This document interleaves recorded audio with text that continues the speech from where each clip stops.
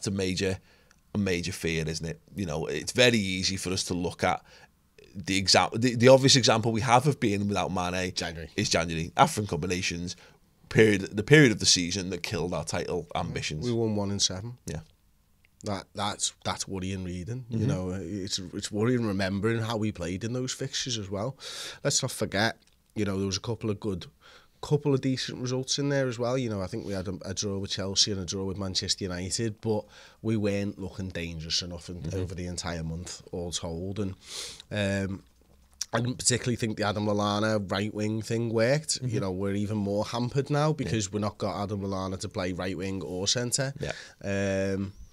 It's an opportunity for somebody to step up, and I always think back to, and I always ask you his name, the Mank Machida or something. Machida. And I always get it wrong, don't I? I think I always say Machida because I think of a UFC fighter called Lyoto Machida, who was the UFC light heavyweight champion a while ago. He's a crafty fella, it's cool.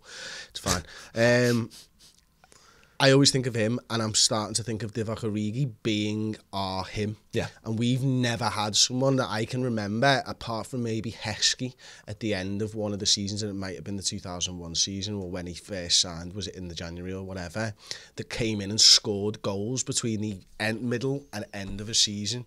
And Divock Origi scored at the weekend, and I'm looking, thinking about the Mane injury, I'm thinking, I wonder if we're going to get one of those players who can just come in and score some goals between now and the end of the season, because we just haven't had them. Well, here's the thing, because I think when we got into January, the way the squad was set up, I don't think it favoured us, because again it was such a congested fixture list for a start.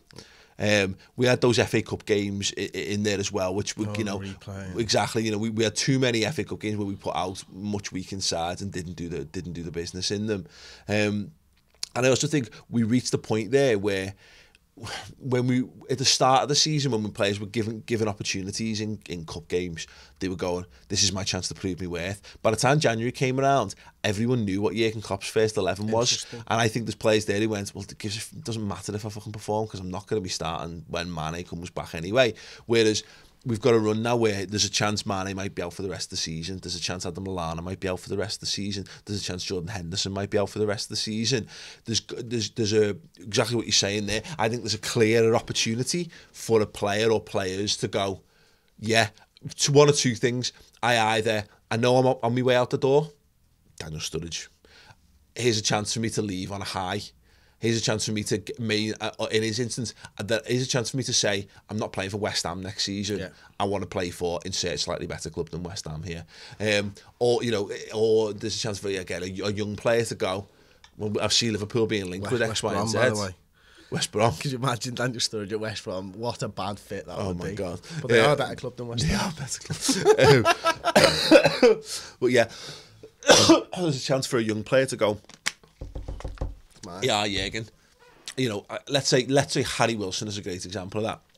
He's done everything in his power to put himself in the limelight this season. He's been captain of the 23s. He's been scoring goals for fun. Maybe it's something like him. I think the good example for Liverpool, like that in the opposite end of the spectrums are Vladimir Smicha and possibly Didier Mann. 2005, Smicha in particular, who'd not really, you know, his career never really caught fire at Liverpool. 3-4 years. He was just injured constantly. You know, when he played okay, and then he was in and out. And then you look at his contribution in the European Cup final. And then I agree that there's one player out there who's just capable of going, me. This is all about me. And I agree. Right now, Divock Origi is the most obvious one because he scored the weekend and he came on, and he's not a bad crock, and he's the next in line. I just hope that he comes into the side and going, I was robbed of the end of my last season, and that's knocked me back big time, knocked me back in the pecking order, knocked everything. I'm owed this end of the season, and I'm going to take it with both hands. It's interesting, because imagine if he'd been fully fit. Now I know it means at the end of last season, I know it means Daniel Sturridge probably doesn't get the opportunity to score that worldie in the Europa League final, but Divock Origi starts that game fully fit, fresh, having had a couple of games under his belt prior to it. Maybe wins it. You go into the summer, Jurgen Klopp and Buvac, etc., are looking at it and going, well, this guy starts. Yeah. This guy's number one. We change our transfer policy. We change our tactical system for the entire season. You know, based on the so you know, you're right. It could have been a completely different world. He'll think that he's owed this. You know, and look, it's about him proving that he can play in this system. We've not seen enough of him going on the right-hand side, so I can't see that that's going to be the case. Nope. You know, the fact that in January we moved Adam Lallana there, we always move Roberto Firmino there when we make changes as well, says to me that that's going to be the way that we're going to set up. I think we're going to have Origi, I think we're going to have Firmino on the right and Coutinho on the left-hand side. Now, it's maybe not what I would do. Yeah.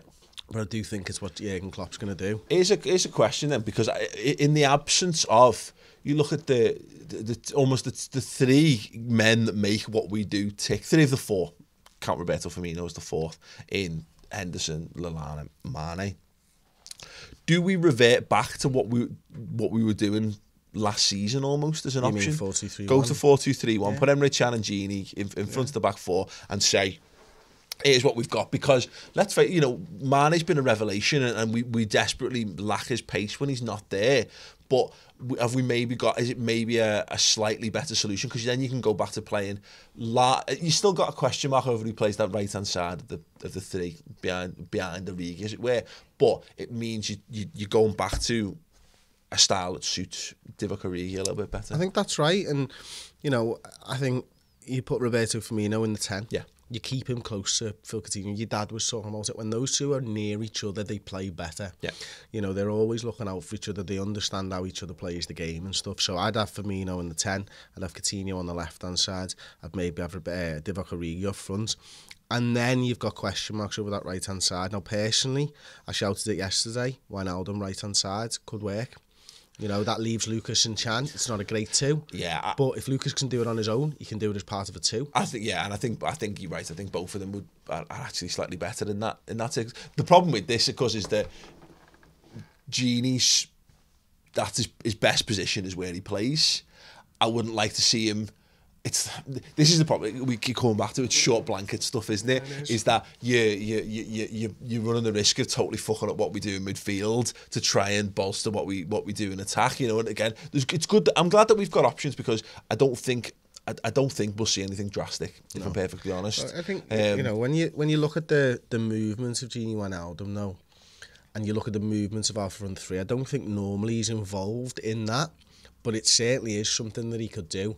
So I'm absolutely fine with Firmino popping up on the right-hand side for portions of the game and Wijnaldum to pop up in the 10, because he's been doing that from the midfield position. So he understands how to get forward and be a part of that. It's really about Divock's movement off the front of the three of them. You know, I've talked about it all season long. Though if you're having the movement between Firmino, let's say Wijnaldum and Coutinho, and they're the three that are changing around, it changes the dynamic. I think you're playing with the ball in front of their defenders. You're making it very difficult for two banks of four to sit and block you. I think it could be an option. It's whether Gini Wijnaldum can adjust at this late stage of the season. I'm sure he can. He's a very, very good player. Exactly. I feel more comfortable with him adjusting than Trent adjusting to a right wing spot, and I'll tell you why.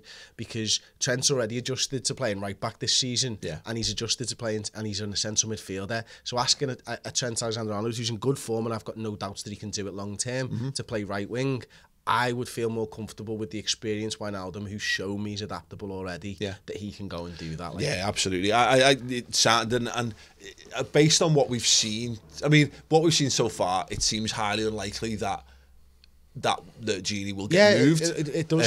And it seems unlikely that we'll see anything drastic, because you mentioned it the other day. I think I brought it up last week. I wouldn't be against seeing James Milner moved back into the midfield, because look, the guy was our combined highest goals and assists maker last season. You know, his corners might improve if he doesn't have to run up and down the pitch as much. Maybe not too. Just knackered, lad. Yeah, but the question is that what's the point of Alberto Moreno if he can't come? No. But if he can't come in, that's been the question. For a couple of years now. I'm not sure anyone's got the But answer. if he can't come in against, you know, Bournemouth, whatever, but Stoke, West Brom, Palace, Watford, Southampton, West Ham, Middlesbrough, you know, why is he even? I think, you know, other than the fact that he's not that good at footy, and he's not that good a defender. I do think the height, you know, there's probably 3 inches between Milner and Moreno, and Moreno and Klein are 2 of the shortest fullbacks in the Premier League. And I think that looking at the teams, your Stokes, your West Bromwich Albions, they're teams that will exploit those deficiencies, and maybe that's why he's not looked at it. Couple that with the fact he's crap as well, and you've got your reason, Paul. Yeah, I did think. I think he probably gets an unfair amount of criticism, Moreno, and I think it's look, he's nowhere near. He's not a great defender by any stretch, but it's that thing, isn't it? If we're looking at short blankets, and you look at the thing, it's not like our defence is great with James Milner in it. You know what I mean, one way or the other. So it's that thing of in the absence of. If we're lacking the key ingredients of our attack, then what's better off? What's better, having the ability to score goals or the ability to not concede them?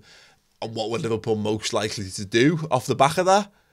I don't think we try to become a team that defends for our lives for the last 8 games of the season, as it were. It wouldn't shock me to see us go a bit more attacking. Again, what it boils down to is, though, I don't see James Milner being moved at this point. For me, I think there's 2. I think it's going to boil down to 2 approaches. I think it's either going to be what we've seen already, which is Origi goes up front and Firmino moves out to the right.